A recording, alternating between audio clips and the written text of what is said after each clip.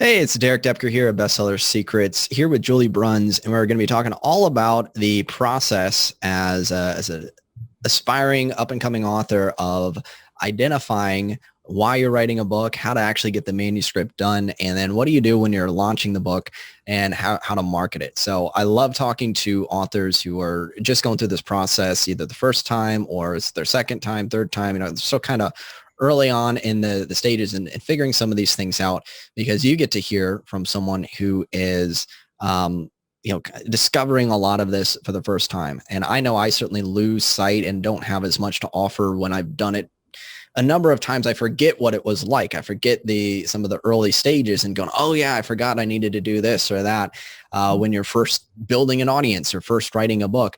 And so it's so helpful to hear from people in all stages of the journey and all different genres. And so that's why one of the reasons I love talking to different authors and why we have Julie here today. So welcome, Julie.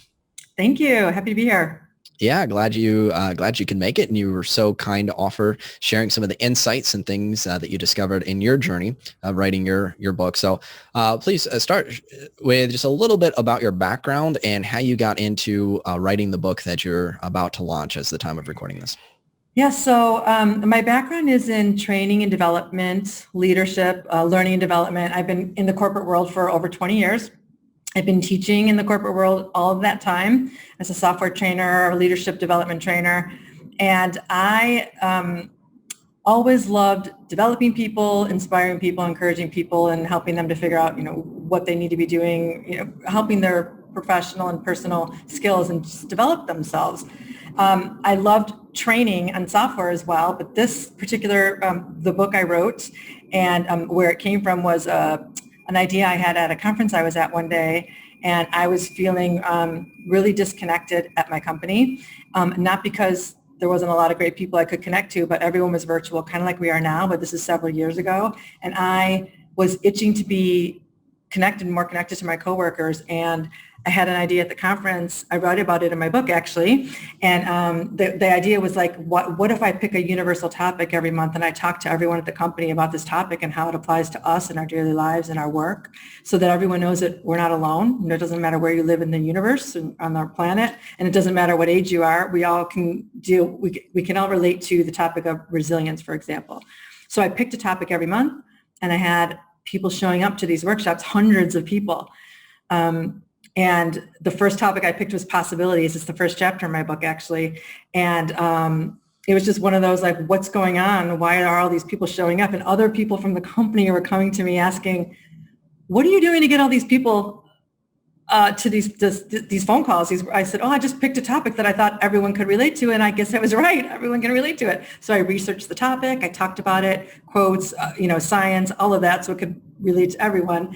And as I was doing these workshops every month and picking a new topic, the same thing kept happening. Hundreds of people were showing up. And my sister one day said to me, this could be a book. And that was like one of the light bulb moments for me, like, she's like, everything you're talking about is a chapter in a book. You're doing it, you're talking about it, you love it. And that was like the seed that was planted that day. I always knew I wanted to write something, a book, like eventually before I died, but I never really could define what it was going to be about. And that was the light bulb moment, one of the light bulb moments for me, like, I'm going to be writing a book about this. Yeah, there's a couple of great lessons there. And I want to point these out because there's lessons and principles that apply regardless of any individual's background or even the genre that they write in. The first thing is that you felt a pain, I call it that, felt disconnected, that you mentioned. And I noticed many writers and really pretty much any entrepreneur, a lot of times they start by, there's a problem that they want solved. And a lot of times something that they have a personal connection with. I even see this in there's like a romance writers who are like, and I just get tired of some of these stories that are this way. And then they want to fix the problem, right? So it doesn't even matter what it is. Mm-hmm. You go, what's this problem that's big enough to solve? Right. And that might, not everyone thinks in terms of problem solution, but for a lot of people, if you're feeling like there's something that you don't like about the situation you're in, the workplace, or maybe there's a lack of connection in this case, and you want to do something about it, that's a great motivation to kickstart the process. The next thing is you got out there with what you what I guess I would say was right for you was doing workshops, and we didn't dive into this, but can you share just briefly about why workshops? What was it about that vehicle that Um, made sense for you? I am an extroverted person. I was missing the connection with people, and I knew that we couldn't physically get together. The people on my team were from all over the world. Each person on my team was from a different country, literally. So you get on the phone, there'd be 7 different people from 7 different countries. I thought, oh, obviously I can't connect with them in person. How am I going to connect with them? How else could I connect with them? What resources do we have? And we had a technical resource at my company where everyone could join the same phone call for free, basically, companies, internally system. And we would all get on the phone and I'd be able to talk about this topic and we could chat while everyone was talking. We could get people off mute and come on and talk. We could type. It didn't matter. I could share pictures. I could share images of people. I could all kinds of things. This was the quickest, cheapest, easiest way for me to connect with people without having to get on a plane and meet them and have this. It would have been awesome to have it in person, but I thought that's not an option and never even crossed my mind. What's the easiest, quickest way I can implement this and get it going? I was like, I know there's a problem. And just like you said, I knew there was a problem and I think I had a solution. And that's actually, I talk about it in another chapter called Connection in my book.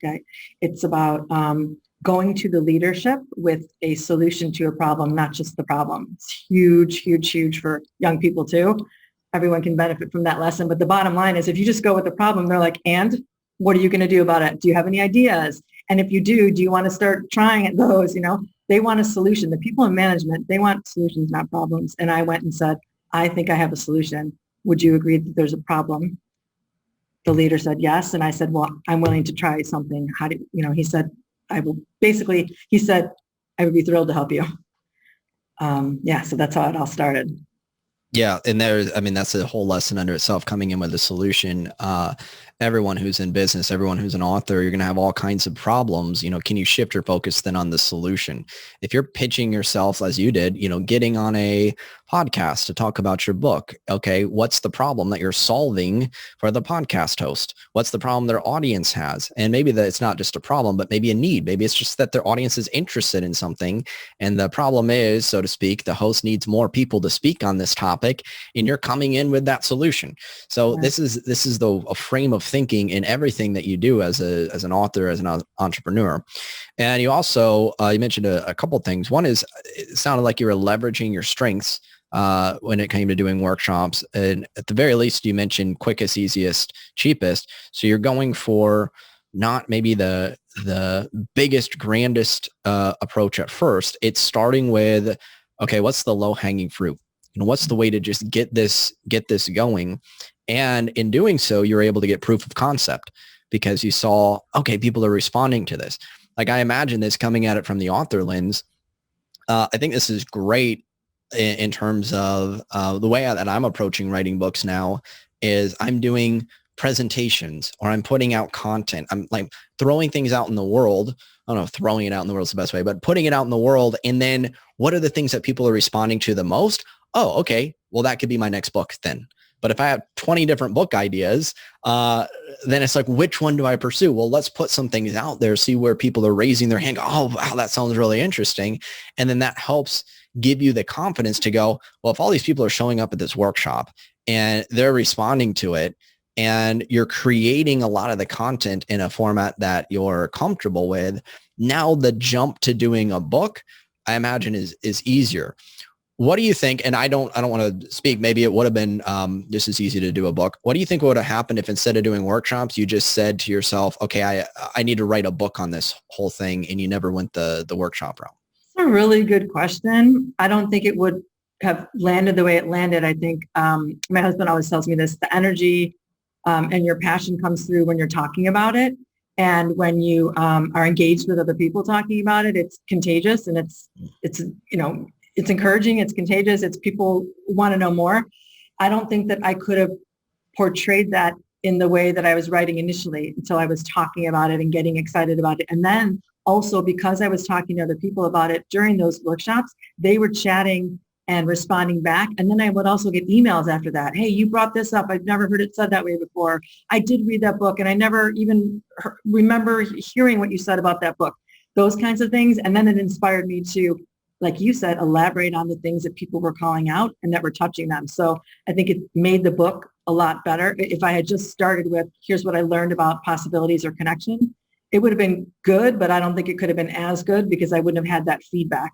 And I was able to mesh out those chapters and those lessons that I got and that other people got from them more, so they're more impactful. Yeah, absolutely. And that's one of the reasons why doing presentation, speaking, putting out little content, bits of content is such a valuable thing to do before you write a book. And it's not to say that it's the path for everyone. However, I found that even let's just take we could say, oh, this is mostly like nonfiction. Well, I've talked to fiction authors who they go on Wattpad, which is like short stories, and they're dripping out chapter by chapter, and they're getting feedback as they go each chapter, and that feedback helps them shape the next chapter, which helps shape the next chapter. So the principle behind all of this is the same, regardless of what you're doing, and that is getting things out there quickly. And one of the mistakes that I see some people make is they'll go, okay, maybe I want to talk about this. And then they'll kind of go in isolation for, the 3 to 5 years of like trying to, sitting in their room, trying to figure out what do I say in this book and doing all this stuff. And it's so hard because I find that the best books, maybe not for everyone, but for a lot of people, and especially if you're teaching concepts and wanting it to really land with people, it's this co-creative process.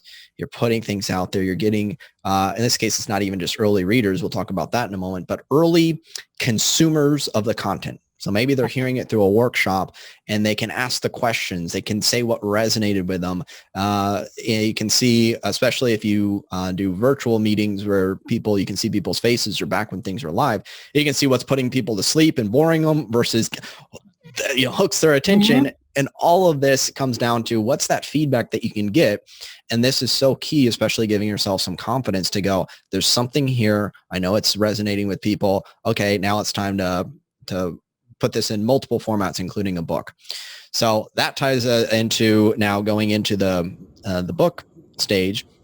And so you got the idea, of doing a book, but what had you say yes? Like, why was doing a book important enough to you? Because someone could have heard that and go, yeah, maybe I could do a book, maybe not, whatever. But something had you go, yeah, I'm going to do a book. So what was it that inspired you to do a book? Yeah. So number one, I could touch more people with a book. It could get in more people's hands.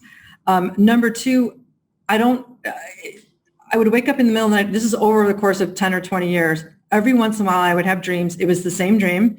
And I was just me with my hand writing in a notebook. And I'm not a big journaler. I like to journal. I have journaled, and I do for certain classes, but it's not something I do every day. I have a meditation practice and a gratitude practice, but I don't journal. But in this particular dream, it was always the same thing. I am writing a book. And in the dream, I know it's a book. It's not a journal.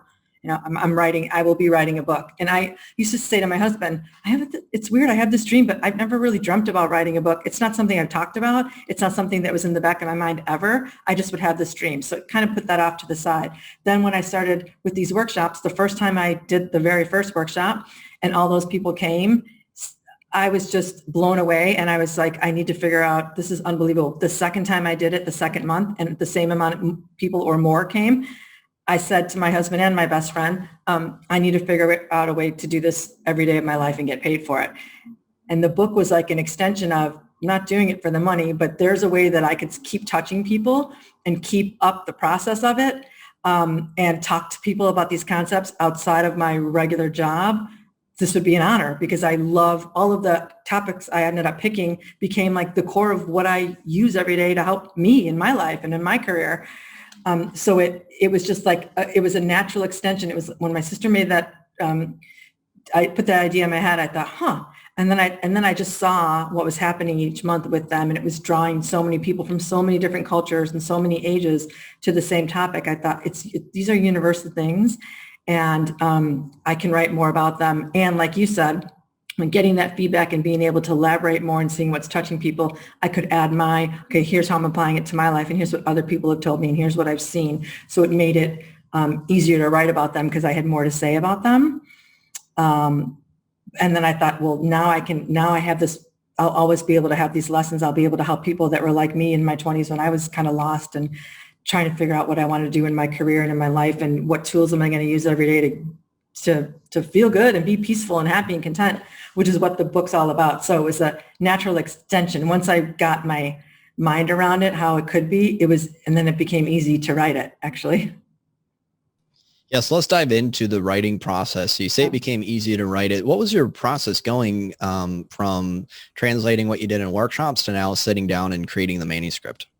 Yeah, so I don't know if this is something, I read your newsletters all the time, and I can't remember if you talked about this before, but an easy way is like, instead of writing it down and going from scratch, I took those workshops and I had them transcribed. So I've done several different iterations of them over the years, and I had someone transcribe them for me. I hired a college kid that has edited and transcribed things before, so she started with that. So I had the shells of each chapter, which I thought, someone gave me the idea. I'm like, this is brilliant. I don't know if you talked about this, Derek, or not, but it's such an easy, I shouldn't say easy, because then you have to go back and edit it, almost harder to edit than do it from scratch. But at least I had the concepts there, and I could take out the stories that were related to that work and bring in my own personal stories. And then I could take out the stories that I know that were kind of like, I don't really like that story as much. I have a better story. So I started swapping out stories. And also, and then I actually like editing. I'm kind of have that, my dad was an editor too. I have that detail-oriented mindset. So I started like diving in and taking out stuff I didn't like. And all right, well, this was 20 pages and now it's 6, but that's okay. I'm going to fill in the other stories. I also told myself I'm going to commit to getting this done by 2020. In my head, I said, I will have this book done. So I turned 51 last year. I wanted it to be done when I was 50. So I had till September 19th last year. And it was written, it wasn't published, but it was written and about to be published at the end of last year. So I was very, very close. But I gave myself an end date. And I also said, every day I will write uninterrupted for 2 hours a day.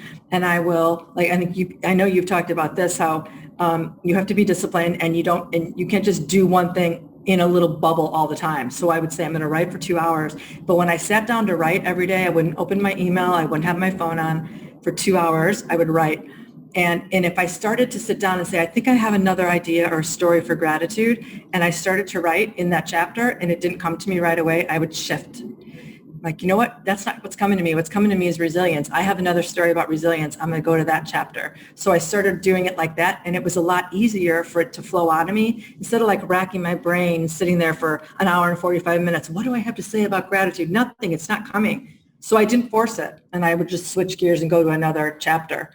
And every day when I did that, there was always something I had to say about one of the chapters. So there were 8 chapters. I knew there were going to be 8 topics and 8 chapters. And I would just look at them and say, what do I have to say today? I'm going to go back to this one and say more about this. And then that's it. I wrote for 2 hours and I didn't go back and do it again until the next day. Yeah, that's such an important strategy that you employed, which is there's kind of like this balance of focus and flexibility. So sometimes it's kind of like discipline and freedom. It seems like a paradox that they would go together. There's a Jocko Willink who says discipline equals freedom, and different people talk about this. Like the more disciplined you are, the more freedom, even though people think discipline means putting restrictions on. It's not that case. Well, I kind of see a similar thing with focus and flexibility in that it might seem like if you're jumping around from one thing to another, is that not being focused? Well, you are being focused on your work and on your overall intention, and yet you have to allow for a certain, you're not just going, well, I don't feel inspired, so I'll go cook a meal or do something like totally different. It's not like you're just completely going somewhere else. Instead, you're going, well, I'm going to write. I'm going to focus on writing. And yet I'm going to allow myself to go and not be too attached to saying, I have to work on chapter 7. I have to work on, the gratitude chapter, nothing else. And instead, you allow yourself to approach it in a nonlinear way. And I found that this can be really helpful where you're working on a book. It could even be a book description. I found this where sometimes I'm going, you can start at the top. What's the opening headline? What's the first paragraph? Sometimes I go, I'm really like, let me come up with some bullet points, about this. And I do that. And then from the bullet points, I might go, oh, that could make like a good headline. And so like one thing, you start with the easiest thing and then you springboard off to the next, which is kind of a theme here, which is like start with the workshops and then springboard to the transcriptions, which help you get the content here. And so the order and sequence in which you do things and allowing yourself to not have to force it into one exact process, but allow yourself to go, what would happen if I started with the last chapter? What would happen if I wrote the closing of the book first? Maybe that would help me kind of see where this is all leading to, which would then I can work backwards from there, right? Maybe that works, maybe it doesn't, but it's just something that you can play with. Yes. So that's really cool that you did that. And then you mentioned transcribing the workshop. So that is something, I don't talk about it a ton. I'll be talking about it more, but that is exactly what I did for my current draft, which is actually going off to early readers as of this week. And it was a transcription of a workshop that I did, just one workshop transcription. And then I rewrote it, but having the source material there. So I'm not just staring at a blank page. Now, I'm curious how, when you're editing it, and you're going, I'm going to take some of this stuff out, maybe add some stuff in. How do you think about what to include, what not to include, and shape that? What guides your process for that? Yeah, I think I was wanting to make things relatable to, my ideal customer, the person, the avatar, the person I was writing this book for. I still wanted them to have an experience of different, it's not just someone could envision me, for example, in my manifestation, someone can envision me boarding a plane. Well, maybe there's someone going to read it that's never been on a plane and they can't envision that. But I do have a story that's, I'm going to a play. I'm going to, and I got an unbelievable experience doing that. So I was like, when I saw it was on the page, I thought, does this, if I was to say it again, does it touch me? If I was reading this book, because I've read a lot of books in my life, and does this story get me excited to keep reading it or not? And if it didn't, I was like, I'm going to take that one out. I have a better one. Or I'd write a couple related to that topic, and I'd say, all right, this one's a better fit. This one wants me to keep reading about that topic. I just, some of them I cut out because I'm like, that doesn't even relate as much anymore as I wanted it to, or I wanted to quote a different book. And maybe the 2 paragraphs I was talking about is about a book that I found even a better book that I'd like to talk about that topic for. So that's what I was doing. I was also trying to keep it. How many words do I need, and how much information how many pages does each chapter need to be for it to be a complete book? I actually was told by my publisher, he's like, you have 2 books. You wrote so much that you actually could cut this into 2 parts. So you can make it this really big, long, huge self-help book that probably isn't going to land very well because self-help books are typically 300 pages, or you can shave some of your stories down. So then I started, once I got it in the hands of my publisher, after I had a couple rounds of edits from a separate person, I started to say, okay, well, this story is not as impactful. I'm going to take this one on and leave these other ones. So I was just trying to picture the person reading the book and what was going to have the most impact. So how did you picture the person reading the book? Do you have an ideal person in mind? Yeah. Was it a real person, somebody made up? How'd you do that? First, it was me. I was the person I was trying to talk to. I was trying to talk to my 25-year-old self or 22-year-old self that was graduating from school and trying to find a great job. And it was like, what am I going to be doing? And I want to love my work. And how am I going to figure this out? And how am I going to be happy along the way as I'm trying to figure it out? And what if I never figure it out? All of those things. And what tools can I use every day to stay happy and peaceful and content? And then as I launched my new business in this last 6 months, I have been on LinkedIn a lot, and I've been taking lots of classes. And one of them was, you have to be talking to a person. And I had some conversations last summer when I was really in the meat of writing my book. And I was talking to HR managers and leaders that were stressed out and have too much on their plates and can't really nurture their employees the way they need to be nurtured. And I had those conversations in my head when I was finishing it last summer. Like, I'm talking to this person. Jen is my ideal client's name. And she is stressed out, and she knows she needs programs like my workshops, and she doesn't have enough time in the day to do all these awesome things for her employees. She has to manage all these other things that she doesn't even want to manage.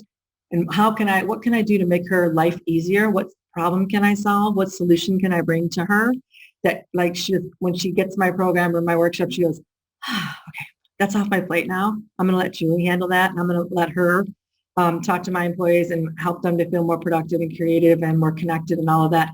I don't have to worry about that anymore. So when I was writing, I was thinking the individual person that's just like me by herself, working for any ABC company, and the leader or a one leader or manager of a company that's trying to do this for all their employees and knows that these are topics that would resonate with anyone. So that's what I was thinking about when I was writing.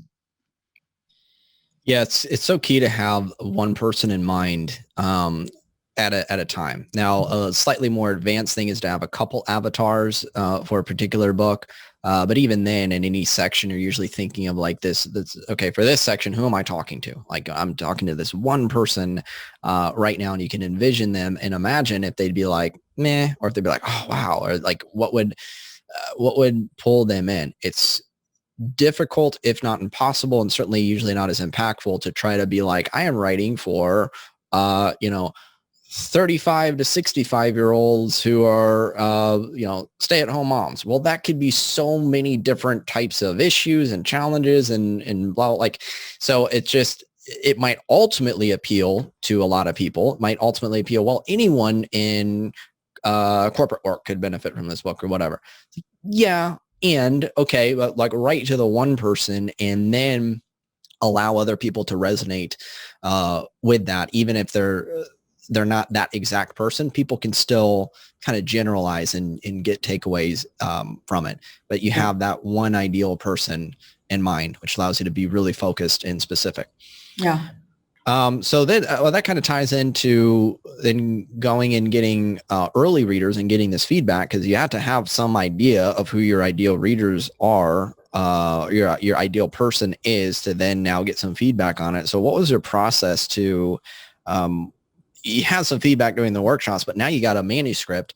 How do you approach getting people to check out the manuscript and offer feedback on the manuscript itself? Yeah, so I told people I was writing a book. I told everyone I was talking to that I'm launching a business and I'm writing a book, and I'm excited to share it with you, and I may or may not be asking you for feedback or reviews along the way. And most people were, all right, let me know what you need, when you need it, et cetera. So I sent it to 10 or 20 people maybe originally. I said, here's what I need. Are you in? I'm basically like, if you're going to be in, this is what I'm going to be expecting of you. This is what I'm going to need from you by this certain date. Are you willing to do this?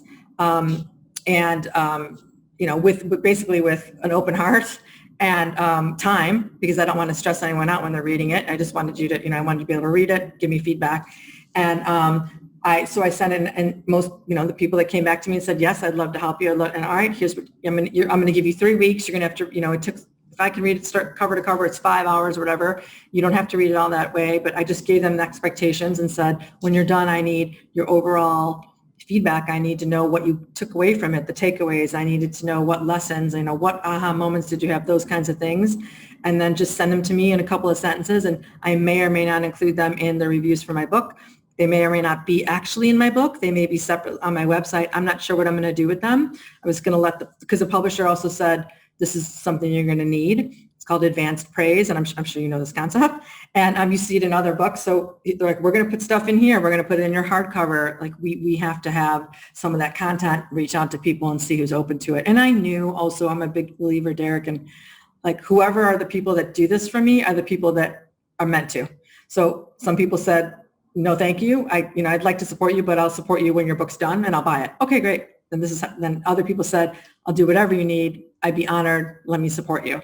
So it just depended. And I knew that those people would be genuine and give me what I needed, and it worked out perfectly. And the bonus is now they get to be in the book with their name and their business. So they get promoted. And I don't even know if I told them that was going to be the case, but that's how I started it. And then now too, so the book launch will be February 10th. What I'm doing now with a new group of people that I met over the last 3 or 4 months and some other networking groups I've been a part of, I'm offering them a chapter. I think you've recommended this, like a chapter, my intro and 1 chapter, and saying like they've already agreed to promote it for me, but they haven't seen any of my writing. So I'm going to give them a chapter and say, here's a sneak peek. I know you were going to promote it anyways. Appreciate that. But here's a little sneak peek to get you a little bit more engaged in it and excited about it. And you can actually say, I've read some of it, instead of just saying, here's Julie's book, get it? It's like, here's Julie's book. I read some of it and it's awesome, whatever. So I'm doing that. I'm taking another subset of people and giving them a chapter to read.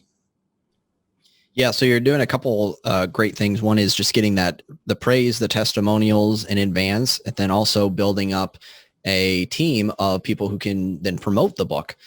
So building your army of promoters, if you will. And I know some people are going to be curious. It sounds like these are people in your network. How did you even identify who these people or who to reach out to be readers? It's a great question too. I mean, I've been in the corporate world for 25 years now, so I have old coworkers. Obviously, I have coworkers from lots of different jobs. I have family, I have friends, I have new network connections that I've just made via LinkedIn and other networking groups in the last 3 or 4 months.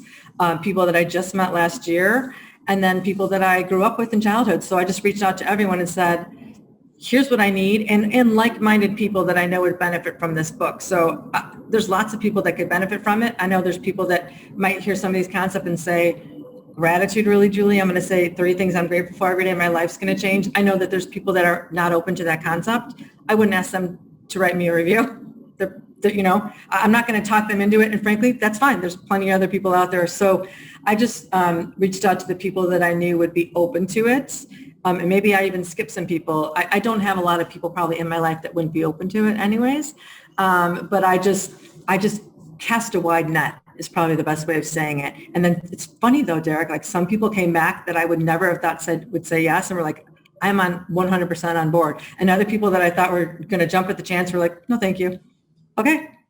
Again, but I have the people I was supposed to have. That's how I see it. Yeah, so it's a great attitude. And the people who say yes, it's like you don't want to have to try to twist someone's arm to read it, because that's clearly not an ideal reader for the book. If they're like, what's this about? Maybe. Yeah, exactly. So that's a great attitude. And so as we start to wrap it up, you're looking forward. The book's going to be launching here pretty soon. By the time people are watching this, maybe it'll already be out. But this means you're starting to do marketing, and just getting people's commitment to promote the book is already a form of marketing. Getting ready for it. Anything else that you're doing or planning to do when it comes to marketing this book?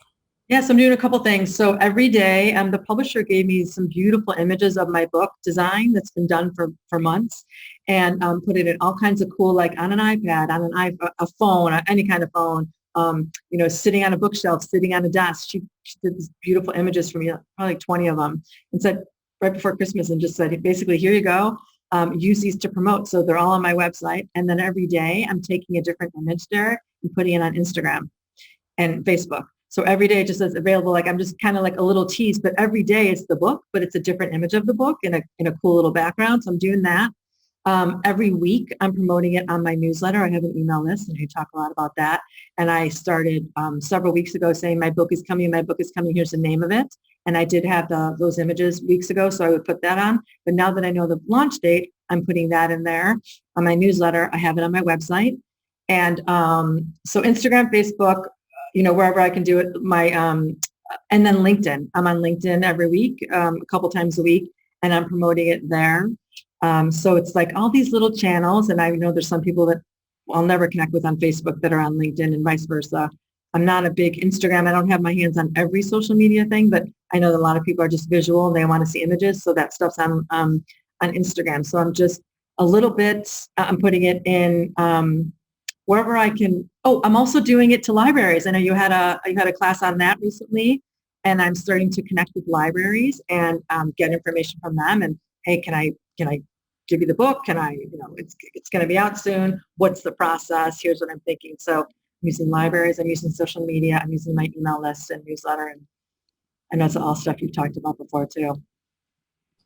Yeah, great. And then do you, as you look over this up and coming year, do you have a vision or some ideas of what you're going to be doing to continue to get the word out about the book?